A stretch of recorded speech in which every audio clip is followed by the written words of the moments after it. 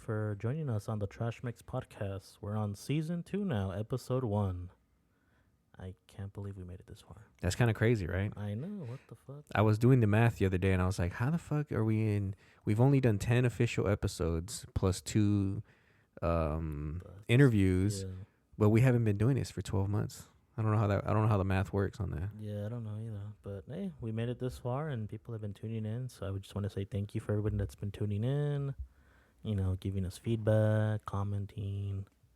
Yeah, just giving us like these, you know, just letting us know that you guys are listening. You know, that makes us feel like we're doing something and you guys are into it.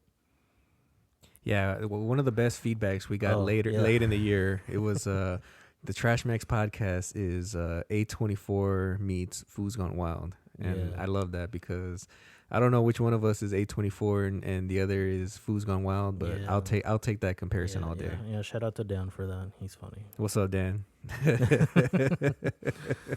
that was an interesting comparison. I was like, oh, yeah, I'll take it.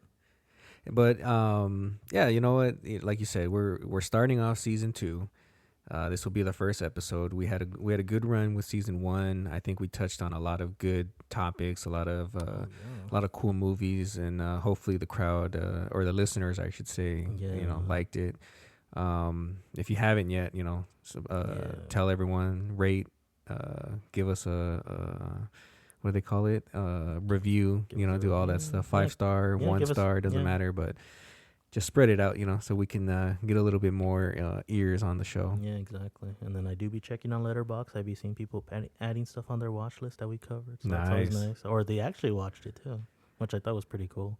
Damn. Like, they watched it right after they listened. I got to start following more people because I got like 20 people and I'm like... I'm like the background guy, I don't talk to too many people in person, but but no, that's cool. So that's what I'm saying. So that's what I was noticing. So people are like catching on. They're like wanting to see the movies, or hey, if they manage to find the movie, they're watching them. So that's cool. Which ones do you think were like the more popular ones? I noticed after the Angelica Chain one, people added the Diario de Intima Cabaretera on their watch list. And then I think from what I saw, 2 or 3 people actually watched it right after. Oh, nice. Which I thought was interesting. I was like, oh, they literally watched it right after we posted the episode. Hey, I mean, that's good. That means means the show's working. What we wanted it to be. And then Un Hombre Violento, I think, too, was one of them, too, that I saw. Banger, people were watching. Yeah. Exactly. Okay, so they want to see the women and they want to see some shootings. Some shootings, exactly. But we're gonna do that, yeah. So what do we have for season 2, actually? So season 2, we're gonna cover a couple different topics. This first episode, we'll get into it in a little bit, but we're gonna talk about, of course, the patron saint of Mexico, El Santo.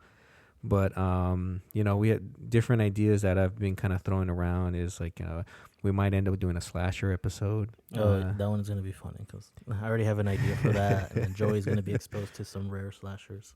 We have some stuff like I want to do something because we don't really talk about where our families are from in Mexico. So I thought it'd be cool to do something like that. Yeah, I thought that was a good idea. Yeah, I was like, I didn't think of that, but that is a good idea, like home states. Hopefully, we had some ideas for guests that we're going to do interviews.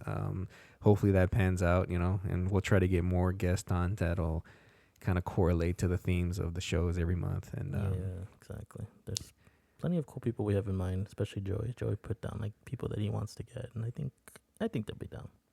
I hope so. I think it'll be cool for the listeners to hear these stories, and I think more importantly, it's better to have the actual person tell their own story versus us telling people about them. Yeah, exactly. And especially if they're around to do it. Yeah, exactly. No, yeah, I agree 100%. So yeah, but today we're gonna get on. I mean, everybody knows who he is. He's a Mexican pop culture icon. His image is everywhere. It's none other than El Santo.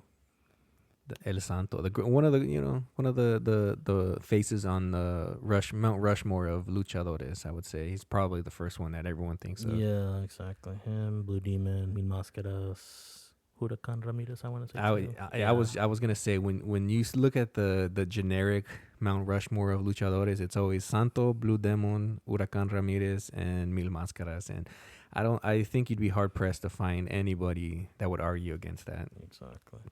But yeah, I mean, this episode is going to be in conjunction with a kind of a summer long summer of Santo, if you will, that you're throwing over at the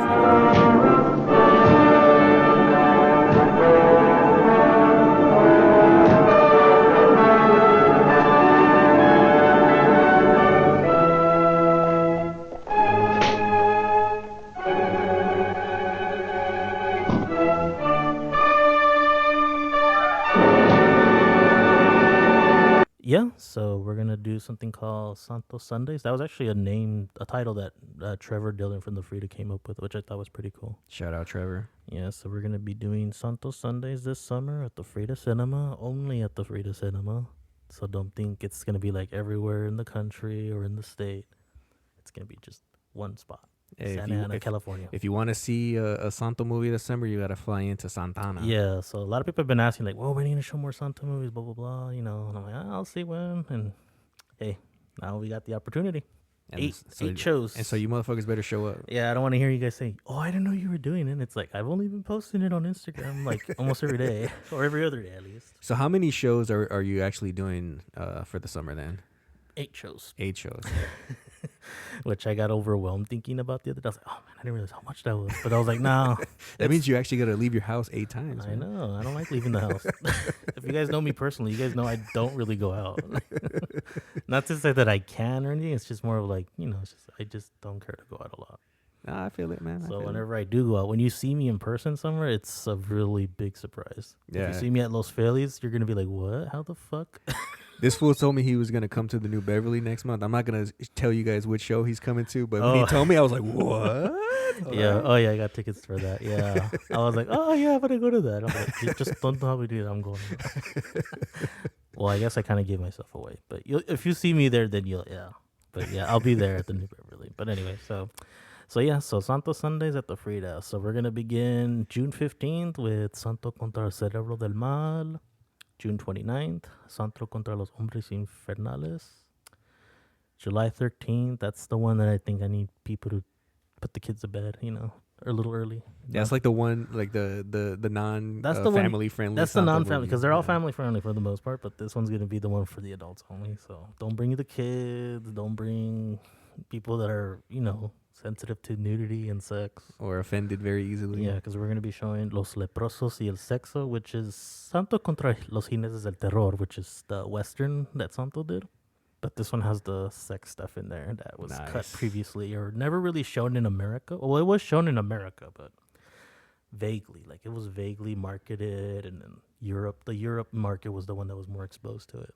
Of course, naturally. Yeah, so that's gonna be on. Is that the one that we're gonna be co-presenting with, the Rendezvous one? Oh yeah, Alfonso. He needs to hit me. Yeah, up. shout out to Alfonso. Yeah, Alfonso, you need to hit me up. We need to get more deets, but yeah, that will be the Rendezvous one. And then July 27th, Santo contra los Jinetes del Terror. So if you guys want to see that movie with your kids, bring them to this one. This one's the one that doesn't have that sex stuff in there. Boo. I know. But it's still a good movie. No, that's a great movie. The thing is, I really like it. Yeah, that's actually one of my favorites, ironically. And that's, like, ironically the one I ended up doing the Blu-ray on. Like, everything was, even when I think back on it, that's so weird. That's, like, the one Santo movie that I really liked. I mean, I like all of them, but that was, like, the one that I really do like a lot. And I got to be part of that Blu-ray, which was strange. Shout out, Indicator. Yeah, shout out to Indicator. So, yeah. And then on August 10th, Santo y Blue Demon versus Dracula and El Hombre Lobo. Nice. That one's a banger. That's when we get into like the more kooky side of Santo, where it's monsters and has a great battle with a bunch of werewolves near the end. Hell yeah. And then August 24th, Santo y Mantequilla Nápoles. He's a famous boxer. And La Venganza de la Llorona. So they get to fight the Llorona basically in this one. Or it's not even really the Llorona. It's like a mummy kind of thing. Yeah, it's a little. They just throw in the Llorona name in there just to, Well, I mean, what Mexican doesn't know La Llorona? Yeah, exactly. So they're like, we're just going to call it La Llorona. It's not really a Llorona. It's more of a mummy, if anything. And then September 7th, Santo en el Tesoro de Drácula. So the thing is about that one, I'm still trying to figure out, because the DCP we got for that one was for the sex one, which is Vampiro y el Sexo. So I'm like, wait, are we showing that one or Tesoro de Drácula? So I'm going to have to figure that one out. But All that's right. until September, so we'll let you know. It might change. It might be changing to that one or not, but we'll figure it out. But yeah. And then the last one will be September 21st, Santo contra la hija de Frankenstein, which I think I've seen once. I just don't really remember that one. That's one I don't really remember, to be honest. I gotta be. Yeah, I think I have a DVD of it, but I don't know if Yeah, I've seen it yeah, myself yeah. I either. know which one it is, but I don't know if I saw it more than once. I think I've only seen it once, and I barely remember it. But yeah, so these are all they're all fun movies, one way or another. They're all on Sundays, $9 tickets. So Perfect. don't start saying, "Oh, I don't want to pay $15 or $20." It's like it's $9. Hey, they That's can't complain at that price point, you know. yeah, $9 tickets in person, online. Buy them on the FridaCinema.org or go to the box office. And yeah, we'll see you there. And hopefully you guys come out, have fun, bring your lucha masks, your lucha outfits, whatever you guys want to do. Bring the kids. Well, like I told you all, don't bring them on the 13th of July. maybe the September 7th one either. But we'll like I said, we'll let you know what's gonna happen for September 7th. But yeah, like I said, these are all family friendly. Bring everybody, mom, dad, grandma, grandpa. Yeah, I'm super excited for this because, like you said, a lot of people always talk. Oh, fucking, I want to watch Santo movies, you know. So now is really Exactly. the chance. Yeah. So people have been asking. It's like, okay, now I brought you guys 8. Eight now, in a not row. 2, not 1, 8. And this is courtesy of who? Oh, so that's the most important part. So it's not just me bringing these movies in, obviously. It's with Permanencia Voluntaria Archivo Cinematografico, which is a restoration company founded by Viviana Garcia Besne. She was super nice enough to let me, present these movies. She says, hey, I want you to present these movies. And then, since me and her are collaborating on a project that she's doing, so, this all intertwines with everything. So she's working on a lucha book, and I'm collaborating with other people with her in this book. Sick. It's going to be awesome. She's supposed to do a Kickstarter for it soon. So once she does, we'll post it, and we'll, you guys, if you guys want to donate, help her out with the book, get it out there. But it's going to be pretty sick. She gave me the rundown of how she wants it to be done. And I'm like, oh, like I said, I'm going to help you, lady. Yeah, that sounds sick. Everybody that's collaborating is pretty awesome from what I saw on the email chain. I'm like, ooh, nice. She got a lot of cool people to be part of the book, So I'm excited. It's going to be awesome. A lot of writing, a lot of pictures. It's going to be a cool book. So like I said, you guys are going to be down for it. You guys are going to be like, all right, where do I donate? So I get this hat in my hands. Sick. Yeah. Shout out to her, man. Hopefully we can get her on the show. Oh, and yeah. she can talk about the book and Santo and anything else. Her work and what she's been doing. Because I do think it's important. Because like we said, Santo is such a huge figure in Mexico. It's like when you think of Mexico, you think of tacos. You think of Santo, so it's like Santo is one of the most important figures in Mexico. Yeah, exactly. He's very much important, and like I said, everybody knows the face. Yeah. Like when you think of American culture, what do you think? You think of Elvis, Marilyn Monroe, stuff like that. Mexico, Santo, or another luchador. Chante.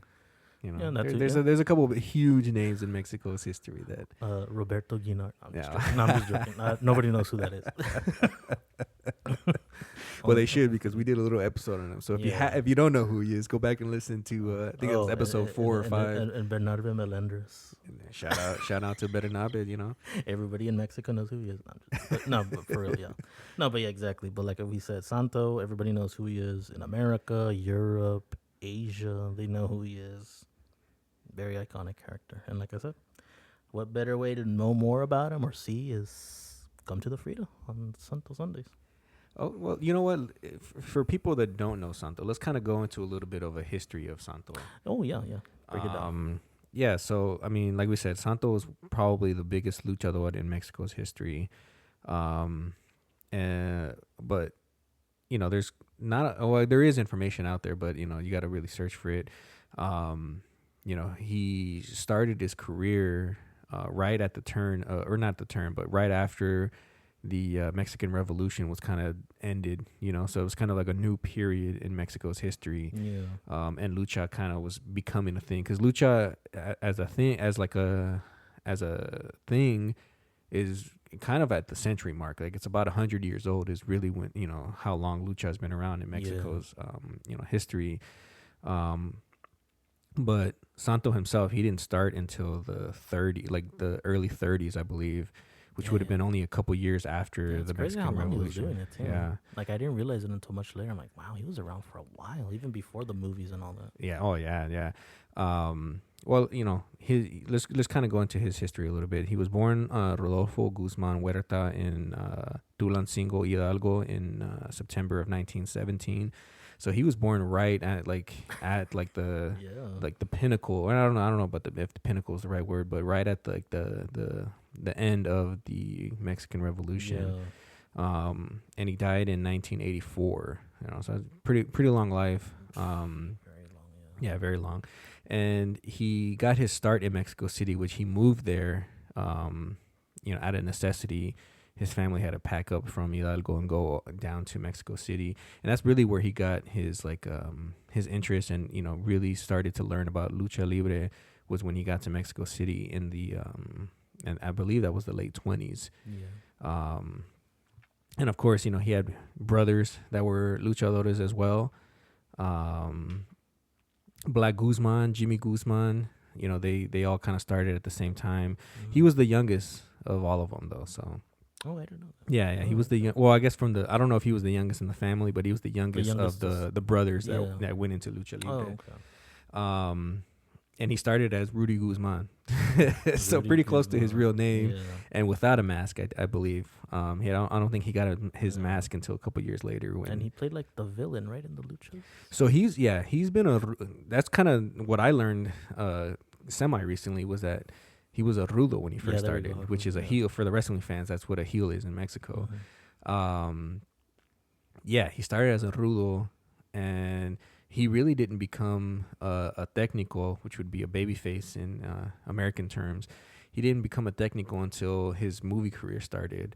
Yeah. He kind of saw the writing on the wall where, you know, people weren't going to celebrate a heel in movies. You know, he needed to be a baby face. He needed to be a man of the people, and you know, in order to be a superstar. So he consciously made that decision to turn into a técnico later. But he had already been a rudo for, you know, I mean, if he started in the 30s, you know, his movie career didn't really take off until the early 60s. So, I mean, he was a rudo for almost 30 years. You know, that's kind of crazy to think about, you know? Went from being the villain to a hero later. I mean, when you look at his old names, right? El Hombre Rojo, the Red Man. Oh. And it's funny you say that because I don't know if you ever noticed in a lot of the European movie posters, they paint the mask red. Yeah. And I think that's where they got it from. I wonder but that's probably because red is, you know, color-wise, you see red and you think of, you know, anger, danger, that type of shit. So it was probably by default, all the villains had to be red or have some kind of red accent. That's true. He also had the name Demonio Negro, the Black Demon. That's pretty sick, actually. Yeah, that is a kind of sick name. And then he had Murciélago Dos, which is a terrible name. Yeah, I never heard of that one. Though. And that was a very short-lived name. He got that name. Okay, good. So from what I heard or what I learned was that he quit wrestling because his career wasn't really taking off because he had kind of lame gimmicks. And everyone knows in lucha libre and wrestling, if your gimmick is whack, you're not gonna make it. Yeah, exactly. So he gave up, became a construction worker, came back, and they were like, "All right, your name is gonna be Murciélago Dos." And of course, that didn't last. The commission was like, "Nope, there's already a Murciélago who apparently." He was known for like letting bats loose in the arenas, which I think is pretty fucking sick. That is, yeah. Scary, cool. But yeah, the commission was like, absolutely not. You're not gonna take this guy's name. Yeah. And then that's where the matchmaker or the booker was like, all right, well, here are your three choices. You got I forgot the three. It was like the angel, the demon, or the saint, El Santo. And of course, he chose Santo. And the rest is kind of history, kind of writes himself. But even as Santo, he was a rudo, which I thought was kind of crazy because I've always thought of him, Santo, the character, as a técnico. No, yeah, he was a rudo. And from all accounts, he was a vicious rudo. Like he would fucking eye gouge you, you know, low blow. He hit the referees. Yeah. It's just, I don't know. It kind of blew my mind learning all that because, like I said, you think of Santo, you think of these movies where he's fighting evil. Yeah, he's this heroic person. But no. Back then, no, he was not. Yeah, that's what I thought was so cool about him. But you know, and it it's like a cool dichotomy, right? You think of Santo, the look and the name makes you think he's gonna be a technical, but he was just like a vicious rulo. I was like, I didn't give a fuck. Like, yeah, but then when you look at the mask, especially in the early days, it does look kind of vicious looking a little bit. it's kind of yeah, well, because his eyes are like teardrops almost. Yeah. And then of course you have like the angelic white accent with the silver and sparkles and shit. But yeah, I don't know. It's just kind of. Yeah. It was interesting to learn more about him as the years gone by, because like I said, I never knew any. I mean, I knew some stuff, but I didn't know that it was a rulo. Yeah, and then just the career was so long too. Even before the movies, it's like fuck, he was doing a lot of lucha. Well, that's kind of. I mean, we'll get into it in a little bit, but that's kind of why his career lasted so long, because he was such a an iconic wrestler, but he didn't really want to be in movies. Yeah, he didn't. Like he turned down movies for a couple years. Yeah. But ironically, the movies is what made his career last long. Exactly. He was able to do both, wrestle and be in movies. And like I said, he died in 84, and I believe he retired 81 or something like that. So I mean, that was a 50-year wrestling career. It's crazy. It's crazy to think. And he was pretty much iconic from the moment he became Santo to the day that he died. And he got buried with the mask, by the way. If anybody's wondering, they buried him with the mask at his request, I think. I always think too, like, obviously he wrestled without a mask, so I'm like, I wonder if people put two and two together, like, hey man, that fool moves like fucking Rudy Guzman from 15 years ago. Is that the same fool? Yeah. Because he never took off his mask until like what was it, like a couple weeks before he died, and he was on a TV show. He was very secretive. Like, I don't know if you remember one of the interviews with Joaquin Cordero. He's like, he would get picked up in one car, and then he would get dropped off in a secret location, get picked up in another car, the third location where he drove himself to another location, and then that's where he would take off his mask and then go home. So it's like he was always secretive. He was always trying to make sure that nobody ever saw it. Yeah, I think a lot of times too, and that's kind of with like luchadores in general and masked wrestlers, is they it's called kayfabe. They took that shit very serious, where they protected the character, they protected the business. I've heard stories that they were able to fly without their mask because obviously no one really knew who they were, but they would take different flights from the crew so that they wouldn't be suspicious. It would just be another guy walking off the plane. That nobody would even know that it was, that wrestler or whatever. And then from my understanding, Guillermo del Toro, he owns a license, driver's license of El Santo that he got made especially. Yeah. I think that was on display when he did his exhibit. Yeah, that was one of the big items right there. Yeah, his little driver's license with his mask on. That's pretty sick, actually. That's how devoted he was. He's like, yep. Like if I'm gonna be driving, with a mask, but I gotta have a license. So he got one with his mask on. Hey, but that also shows how serious Mexico was about lucha libre. So and they're just like, yeah, fuck it, you're Santo. Of course, we're gonna give you a driver's license with your mask on. Yeah, exactly. So yeah, I mean, so before he started in movies, he had a comic. Oh yeah, that's how it started too. That's how the craze really started. Yeah, he had a comic, which was really popular, and then he's just fighting these monsters and like supervillains and like mobsters and shit like that. It's kind of funny that he was a technical, if you will, in the comics, but when the comics were being published in real life, he was a rudo, so it's kind of weird. Yeah, and then that's how Rene Cardona, the big time director, he got an idea to make a movie about a luchador, which was called El Enmascarado de Plata. He wanted Santo to be in it. Like, he told him, like, I want you to be in this movie. This is about you. It was written for him, right? Basically, it was written for him. But Santo said, no, like, he just didn't think it was a good idea. And at the time, this is like 53. He's just like, nah, I don't think this is going to do good. Nobody really wants to see this. Like, he just thought that, this is all in the funny books, this is all comic book shit, you know? And so Rene was like, all right. So he got El Médico Asesino. Who looked exactly almost like him, yeah. I think his mask was just white instead of silver. Right? And then when you watch the movie, it's super B movie, just madness. You're just like, what the fuck, And I'm just like, I could see what's something, man. Like, it is a little too silly, even for that time. But this was predating, Santos's career, right? Yeah. So I always wondered, how that would have been with him. But no, the movie didn't do well. So nobody touched the lucha stuff for a while. And then in 57, 58, I believe, that's when they went to Cuba and made Cerebro del Mal, with Santo, he got convinced by the producer.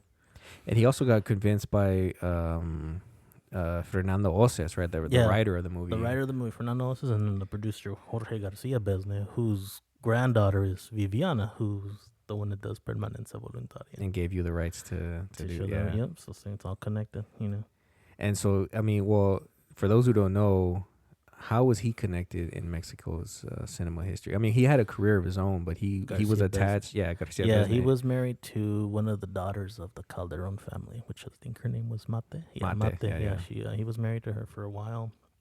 And, of course, that's how he got involved with them, because her brothers and then her father were in the movies making, a lot of movies already by then.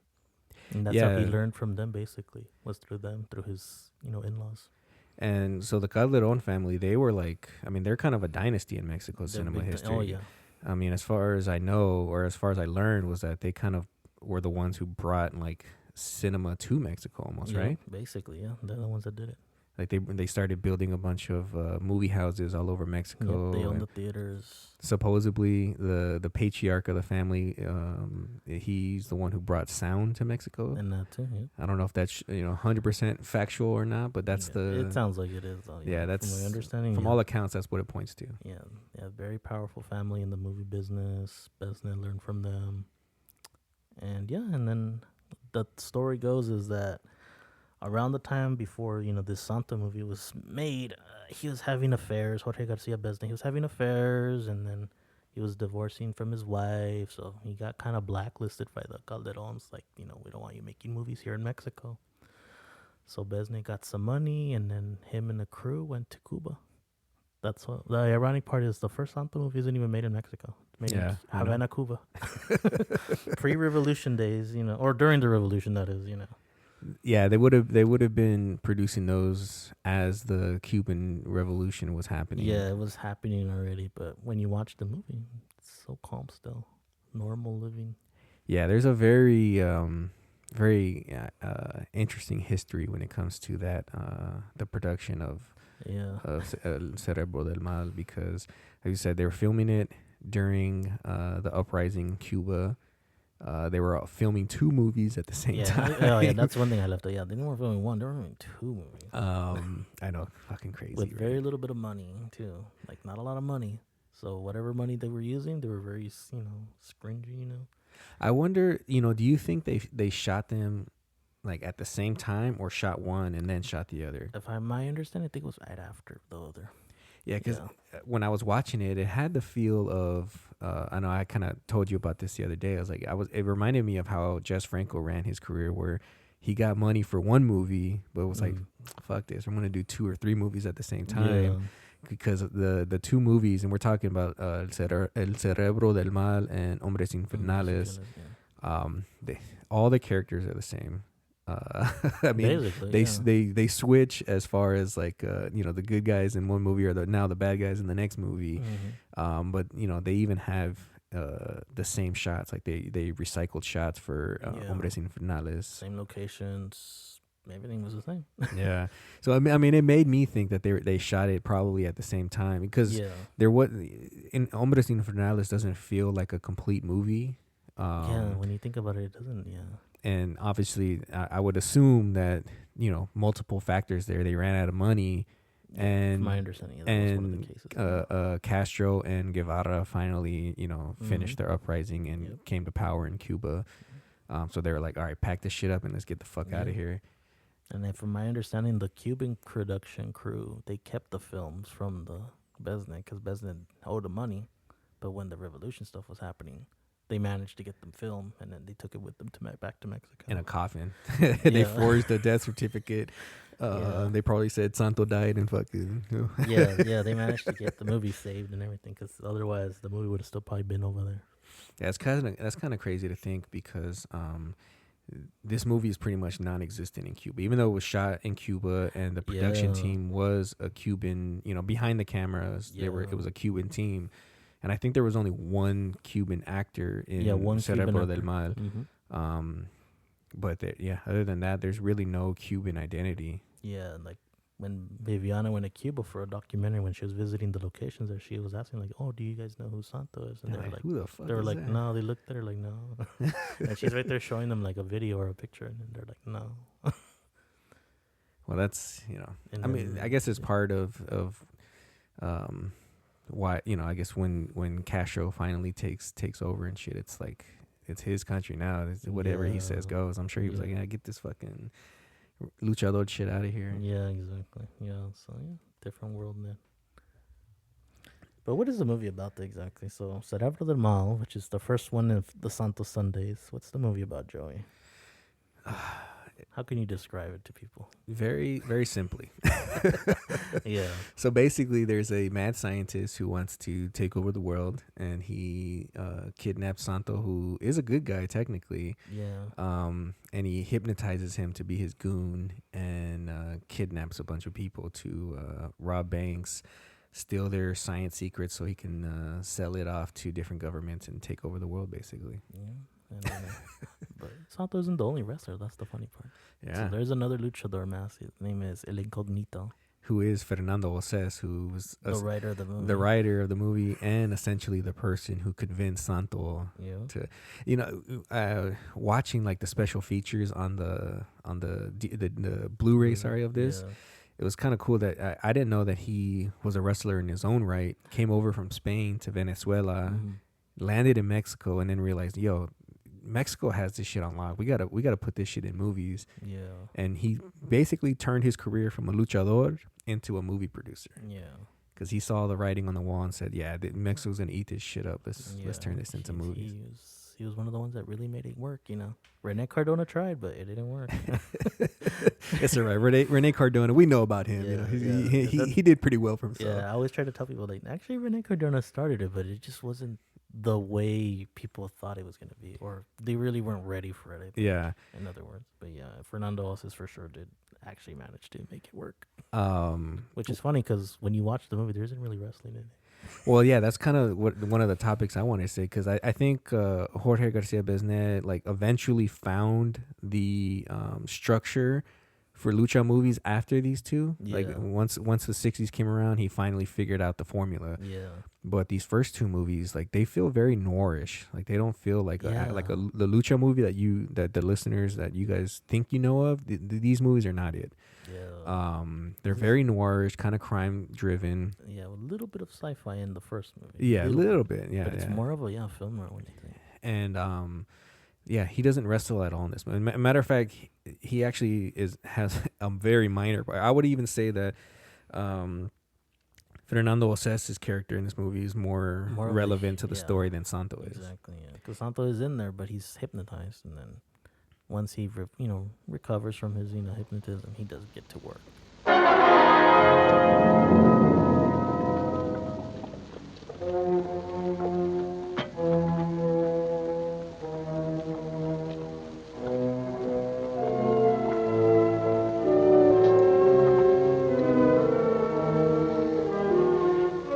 Con esta inyección y los rayos que van a penetrar en su cerebro, seré dueño de su voluntad. Conecte los electrodos.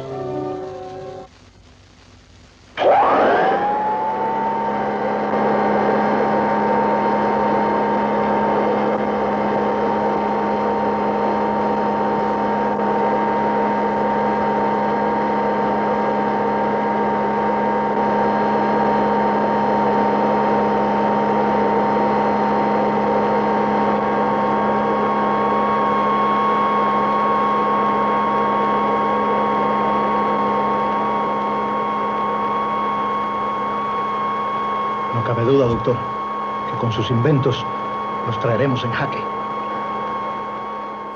And I think the lucha at that time was still pretty rudimentary.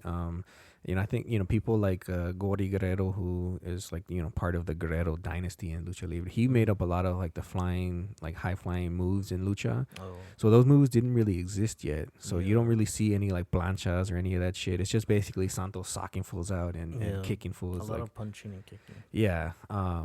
But again, I don't, not to disappoint people, but he's not really an integral part of this movie. He, like I said, he's hypnotized. he's kind of loafing around. There's a scene where he's just sitting in a room like staring at the ground like for like a minute straight, not doing absolutely anything. Yeah, exactly. But no, but even so, it's like it's an interesting movie culturally, and then like just it's still really good. Like I still have a good time watching this one. No, this for the and it's so short too. So it's yeah, like, it's very 71 minutes. Yeah, 71 minutes exactly. Cerebro del Mal is I wouldn't say it's a 5-star movie, but it has the makings of a 5-star movie. Yeah. It's like, you get these beautiful Cuban landscapes. Oh yeah, the cinematography is really good. Cinematography is insane. The opening credits. Yeah, that's exactly what I was thinking of. You get beautiful panning shots overhead of Havana.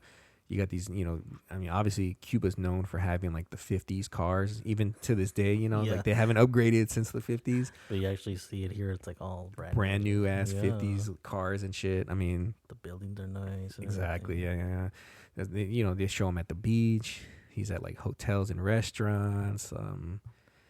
Yeah, it's like a rarity to see this too. It's like Cuba, before the revolution. Yeah. So it's cool, to see that. And, like I said, it's part of history. This is before the whole thing went down. With Fidel. Yeah. I don't know, man. It's hard to, like. You can see why Santo had reservations on becoming, or getting into movies, because, like I said, the formula wasn't there yet. Yeah. So I don't think they really knew how to incorporate Santo into this movie as much as he could have been. Yeah. But when he is in there, I guess he's effective enough, right? Yeah, exactly. And then the funny thing is too is he actually he was supposed to wear a cape in the movie. Oh shit. Yeah, he had a cape specially made, but then from what I understand, Besnay was, I guess, playing with it or something. I guess he was playing in the pool with it, and then it just got fucked up. Something like that. I forgot the story, but yeah, basically, there was supposed to be a cape already, but yeah, the cape got fucked up. Especially made for the movie, like I said. I mean, yeah, it just but no. So here he's just wearing his mask and his trousers, and that's it. He's got the mask, the tights, and the boots. That's exactly. it. I don't know if the cape would have done any favors in this movie though. It was just supposed to make him look heroic, I think, from my understanding. That's all it was supposed to be. God, he wasn't really heroic. I know. But again, like I said, I think that's just what it was though. He was just supposed to look like a hero. Yeah. He was supposed to have a cape, but no cape, unfortunately.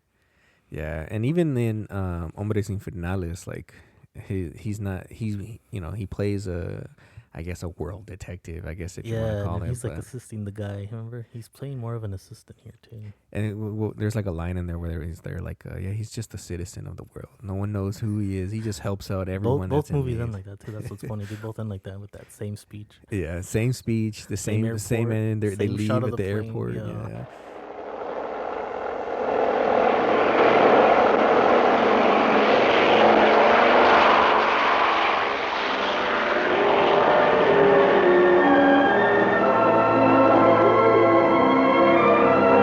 Enmascarados, ¿qué fue de ellos? El incógnito solo sufrió una leve herida. Ahí van los dos. ¿Pero de qué nacionalidad son? ¿Por qué se cubren el rostro? Son ciudadanos del mundo. Su deber no tiene fronteras. Cubren su identidad detrás de una máscara para hacer el bien a la humanidad.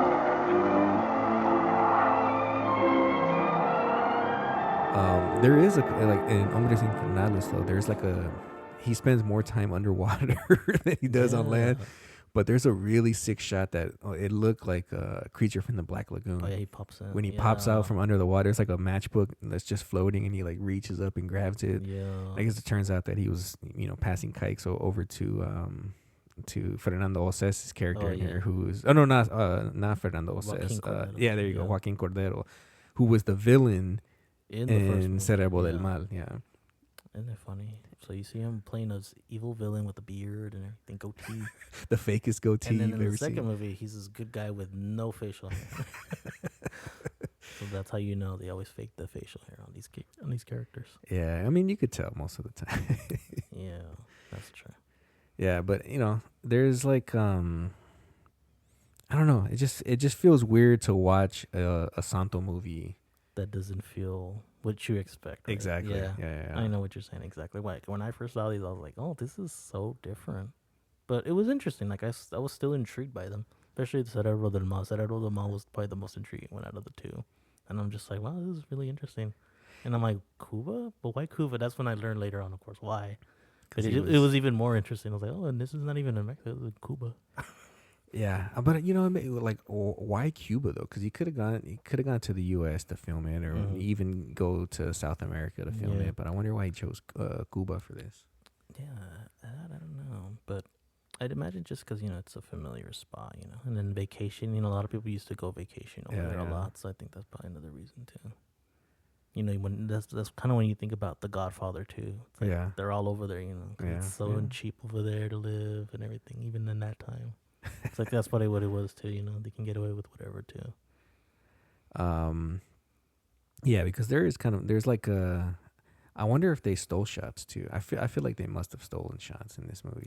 Oh yeah, more than likely. Yeah. There's like the amusement park scene and Hombres Infernales. And like I said, they found ways to get away with a lot over there. Whereas in Mexico, they probably couldn't.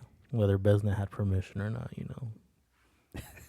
But yeah, like I said, it's an interesting movie in many ways. Historically, the background of the filming, even, and like I said, if you haven't seen it, come see it, at the Frida Cinema. Yeah, I'm hoping that people, when they see this, they'll appreciate like the beginnings of Santo's career. Yeah. And which is why I think it's important that you're starting off with these two movies. Yeah, that was the important part for me, was like, all right, which ones do I want to show first? Like, do I want to show the crazy ones first and save the last one? But I was like, nah, I want to show the first ones first. Because those are the ones that are not only restored, but it's also the way to like introduce the character. It's like, all right, this is how he started, This isn't him fighting monsters. This is him fighting criminals in Cuba. Yeah, I mean, they're historically important. These two, while they weren't the first lucha movies, they spawned the formula, like I said, which became the craze in the 60s and 70s as to what people think of lucha movies then. You have mad scientist Dr. Campos. Incompetent cops that just rely on somebody else to do the job. Yeah, literally, the cops were kind of useless. There's a part in Cerebro del Mal where I don't want to give too much away because I want you guys to enjoy this when you go see it. But there's a scene where Dr. Campos is trying to escape. And he gets pulled over by the cops, and he's just like, "Oh no, I'm a doctor. Here's my doctor's license." The cops like, "All right, fuck it, go ahead. Right, on to the next one." Fucking idiots.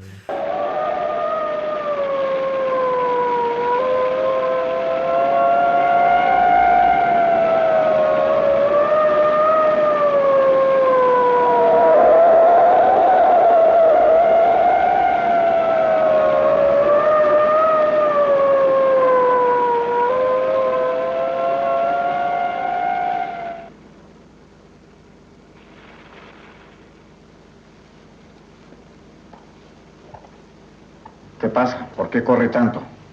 ¿No sabe respetar las leyes de tránsito? Usted perdone, pero es que tengo prisa. Mire, soy médico.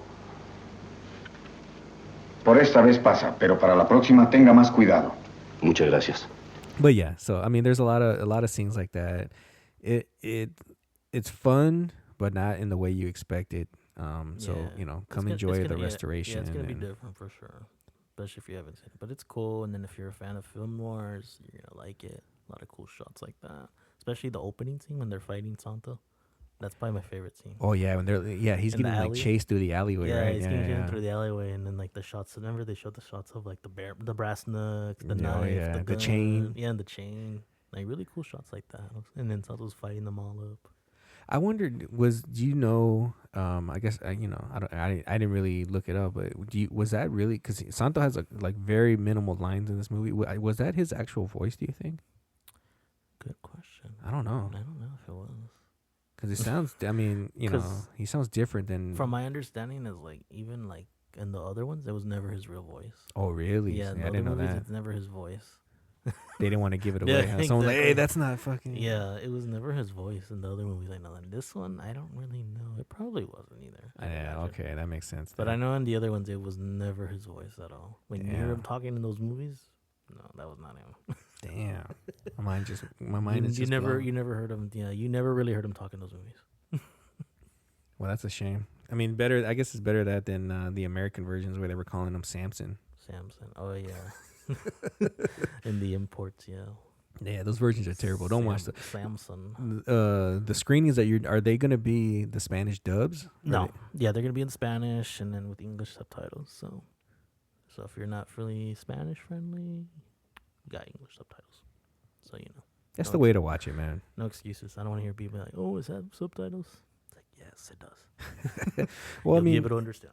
That and like when you look at the VCI releases, the box set that VCI put out, like those are like the English dubs, but like I said, they're calling them Samson, and like it makes the movie feel more cheap. I think when it's English dubbed. Yeah, like that museum one where he's in the museum. Yeah. It's like, I don't know if I like him being called Samson. Then when you watch it in Spanish, oh, this movie's fun. There we go. Yeah. Yeah, I know what you're saying. Well, I think in general, anyone should be watching foreign movies in the native language. I don't think watching dub movies is recommended. Yeah, like I was watching The Amphibian Man in English. Have you ever seen that movie? I haven't seen it, no. Beautiful movie. But when I was watching it on tape and it's English dub, it was okay at first, but then it's really silly. Like the voices are just too silly, and I'm like, It doesn't hit the same, right? Probably would have been better if it was just in Russia or whatever language it was. Yugoslavian? I forget what language it is, but yeah. So it's always, it's just one of those things. Like, this just doesn't work. So imagine a Santo movie in English. Go get that, man. Yeah, go get Samson. No, but yeah, so that'll be the first one playing at the Frida Cinema on June 15th, Sunday, 5:45 p.m. Oh, that's another thing I left out on the other. All the rest of the screens are going to be at 5 p.m. So again, 5 p.m. screenings. Cool. Sundays, $9 tickets. This one's at 5:45. So again, still pretty early. So bring the kids, bring grandma, grandpa. It's not past their bedtime yet. Yeah, it's not bad. Yeah, exactly. Come down and support, Frida Cinema, downtown Santa Ana. It's going to be fun, like I said. Especially if you have nothing to do this summer. It's like, hey, come out to Santa Ana.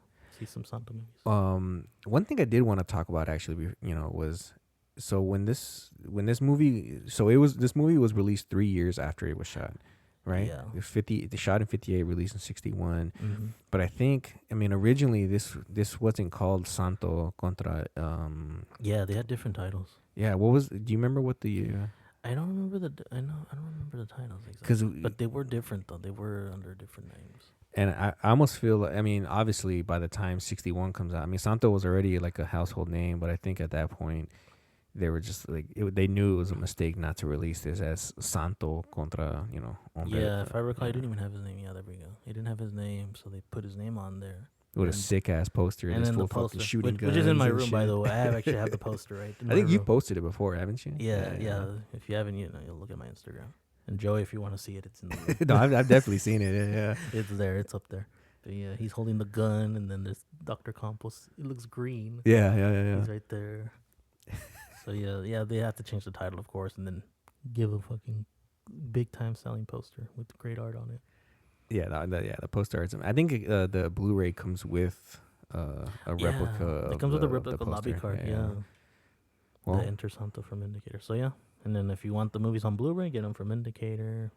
They have them for sale still, and I think they still have the set too, the Enter Santo set too. Damn, that hasn't sold out yet. I don't think it has yet. No, crazy. But I think I saw it. Yeah, the other day when I was looking at their website, it's still there. But they have them in singles too. So if you want to just want one movie, you can buy the one movie. But if you want both, you gotta buy the double pack, man. Yeah, it comes in a nice hard booklet. Actually, the booklet was fucking amazing. Have you read it? Yeah, the booklet is good. Tons of information on there about like the history of mask making, a little bit of history of Santo, like personal stories, just a well put together book by people that know the stuff, yeah, exactly. Shout out to Indicator, man. They always put out great releases, but Indicator, the Mexican and releases. Nora, the producer of the Blu-rays, she's awesome. She knows who to pick for these kind of releases. So yeah, people that actually culturally relevant to the stories to tell. Exactly. So shout out to Indicators, Nora, always doing the best. All right, well, you guys have heard it here. Summer of Santo at the Frida. That was actually the name I was giving them, but then Trevor was like, Santo Sundays. That works. Hey. Especially when I did the poster, I was like, oh, this looks sick. Santo Sundays, Summer of Santos. all that Either matters whatever is you wanna that call people, it, yeah. all that matters is that people show up. So Yeah. hopefully you guys do. It's hard to talk about this movie and not spoil it for people that haven't seen it. So I mean, Yeah. no complaining, guys. We just didn't want to spoil the whole movie for you guys before you come to watch it. Yeah. But hopefully, with a little bit of the history of who he is and the production of this. I mean, there's the story is crazy long. I mean, we can go longer if we wanted to, but Yeah. it's always fun for you guys to kind of discover this stuff on your own a little Yeah, bit. As exactly. long as we can point you in the right direction. The Blu-ray actually comes with an amazing documentary called Perdida. Oh yeah, we can't leave that out. Yeah, we can't leave that out. That's an amazing documentary. Yeah, Viviana Business, she made a really fucking amazing documentary called Perdida, which was in 2011, I believe. Something like that. Yeah. Covers the whole history of her family, Mexican cinema as a whole, basically. Too. Yeah. That's the crazy part. It's like she covered her side, and then Mexican cinema as a whole. Yeah. I was like, wow, this is an amazing documentary. You have to watch it, and it's on the Blu-ray. Yeah, it comes as part of the special features for part of special Hombres features. Infernales. Yeah. It's like 2 hours, I think, right? It's pretty It's long. it's like an hour 48 or something like that. Yeah. It's pretty long, but it's It's extensive. Yeah, I mean, I learned a lot about the Calderon family. There's no filler in it at all. Like, you learn a lot in here. And to me, I love when people are still around to tell their own stories. Yeah. So she had her uncle there, Guillermo Memo, Yeah. and they're talking. And it's he's awesome when you see him talking. Like, this guy was awesome. Yeah, He could have been somebody that would have been on the podcast for sure, right there. Oh, I bet you. I think because he was kind of. He was already old by then. Yeah, he was old by then. But from what I gathered after watching that was that he was, like, I guess because of like the history of Mexico cinema, because their family kind of got shat on for the type of movies they were making. Yeah, after a while they were shunned down, but yeah, he kept it real. Guillermo was probably the one that kept it real. He's not gonna back down or anything like that. Like, he was still gonna do what he wanted to. Yeah, do. yeah. I mean, the family, like I said, the family brought sound to Mexico. Yeah, they they built did so movie much. palaces. They created genres of movies that Yeah. in Mexico that became legendary. Mhm. They The rumberas the and all rumberas. that, Yeah. So there's a ton of history in that documentary that I think is worthwhile Yeah. for people to watch and Interviews explore. with actors. Yeah, you had like the grandma Mate. She was on she was there. telling her own story. Yeah. It's just I can't say enough about that documentary. It was great. It's great, I know. Especially the scenes with Guillermo. Guillermo was awesome. Like, this guy was awesome. Like, when I saw him, like, this guy is the guy I would have been friends with for sure, or try to be friends with. Yeah. If he was around still. I mean, it's just like, I mean, we talk about it all the time. Like, Mexico cinema history kind of gets, overlooked. So you don't really hear these stories. So it's nice to Yeah. actually have the people Yeah. tell the real story. Yeah, because you'll of- hear about the Golden Age a lot, but this documentary covers way beyond that too. Oh, yeah. It goes deeper and better too, I think too. So yeah, shout out. You gotta pick up that the Blu-ray, the box set to go get it and watch it. Yeah, There's good interviews on there. The booklet is amazing. You'll learn a lot about the production of these two movies. yeah, exactly. And if you're a Santo fan and you don't have this Blu-ray, what are you doing? Yeah, Throw those DVDs away that you have. Buy the Blu-ray. get rid of them, upgrade, get the 2K scans, And before you say anything, people, yes, they still sell Blu-ray players at stores. I don't know how many times people will tell me, they'll be like, "They still sell these?" I'm like, "Yeah, yes, motherfucker. dude." Like at my job, like I bought a 4K at my job, and the girl looks at me, she's like, "They still sell these?" I'm like, "Yeah." Oh my god.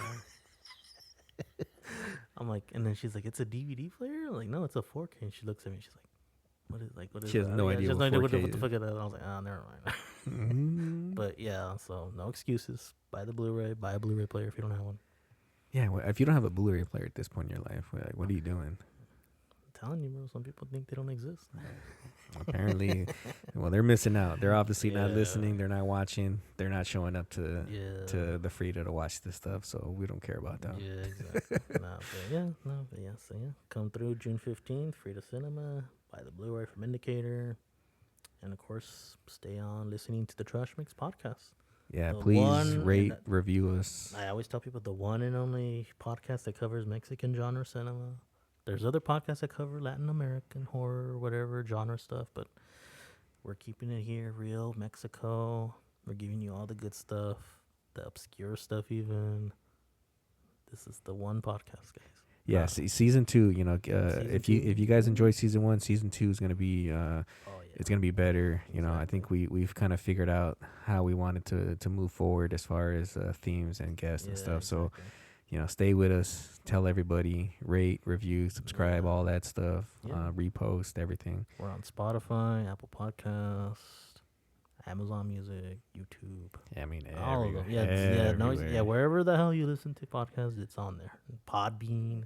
People told me they're like, oh, I call them Podbean. Like, the fuck is Podbean? I look at the analytics and I'm just like, what the fuck? Like, it literally breaks down every type of format that people where they listen to. I'm just like, I don't even know what this is, but people have it, so you know it'll be up there. We're on there. So yeah, like I said, wherever you listen to podcasts, give us a listen, rate us. Spread the word. Of course, shout out to all the other people that tune in, share it, and then our collaborators, of course, in the past. And always, you know, like we always say, like if there's something you guys want to learn more about, give Armando a shout out or hit me up or Armando. It don't matter. Yeah, send us an email. We'll start talking about it. But we're not gonna talk about. So what was that movie that people want to talk? Santo Sangre or whatever. Santa Sangre, yeah. No, nothing like that. Yeah. Yeah, you know, it's people. It's not to diss on Jodorowsky because he's a great filmmaker, but people talk about that endlessly. There's no reason for us to talk about it. You know, you can tune into everyone else's reviews, podcasts, and blogs and letterbox reviews. As far as I know, in the Trash-Mex world, he doesn't exist. Damn. Rene Cardona, we could talk about him all day if we want. And we will. So, probably will, yeah. But people like that, you know. But yeah, if you guys have any ideas or even guests that you guys think we'd want, hit us up. Let us know who you want. Yeah, and we'll make it happen, man. Yeah, don't be shy, like I said. Don't be weird. Like I tell people, don't be weird, don't be shy. And what else was I gonna say? Yeah, just don't be shy. And then if I don't respond, don't take it personal. I'll respond. He's busy. He don't respond to me sometimes, guys. Come on, relax. It'll be like hours. Just like I told our homie Mikey, like, hey, if I don't respond like in 12 hours, I'll respond tomorrow. He's like, all right. Hey, it happens, man. It happens. Exactly. But yeah, you'll get a response. Don't worry. So, you know, with that, we'll leave you with a little teaser of what the next episode's going to be as usual. Stay with us. And hopefully season 2 will live up to the expectation. Yeah, we'll see you at the Frida Cinema on June 15th. And if you see me at the New Beverly next month, don't be shy. Bow down and kiss the ring. Nah, nothing like that. No, just don't be weird and don't just say that you saw me. Just come up to me and say hi. Like, there's been people like that. Like, oh, I saw you at Los Feliz. And I'm like, oh, you did? I'm like, I didn't see you. Like, you should have said hi. It happens to all of us. I've met people for like half a second, and then they're like, oh yeah, I saw you. I'm like, what the fuck? Why didn't you saw me but you didn't say nothing? Yeah, like, especially at the Frida, they'll be like, oh yeah, I went. I'm like, you went? You didn't say hi? But yeah, like I said, yeah. So if you see us, me, Joey, say hi. Whatever, don't be weird. Maybe that's next episode. Don't be weird. We'll find a weird movie to talk about. Don't be weird. And it'll just be called Don't Be Weird. That's the new catchphrase. Don't be weird. All right, fools. We'll catch you on the next episode next month. Listening. See you guys at the Frida, hopefully. And the New Beverly. In secret. In secret. Deuces. Próximamente estrenaremos